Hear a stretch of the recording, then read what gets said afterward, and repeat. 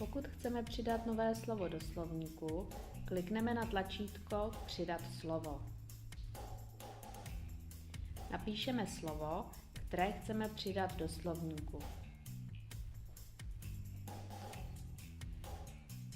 Pokud jste napsali slovo, které již ve slovníku je a má přiřazenou výslovnost, tak se vám tato výslovnost vypíše v šedém poli pod požadovaným slovem. Pokud se žádná výslovnost po zadání výrazu nevypsala, znamená to, že slovo není ve slovníku uvedeno. Pokud se tedy výslovnost nevypsala, klikneme na tlačítko Navrhnout výslovnost. Program nám navrhne výslovnost zadaného slova.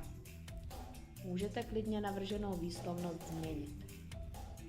Nyní stačí kliknout na tlačítko Přidat. U zkratek je třeba výslovnost zadávat ručně. Zde je třeba si říci, jak se zkratka vyslovuje a podle toho ji foneticky zapsat. Pak už jen stačí kliknout na tlačítko Přidat.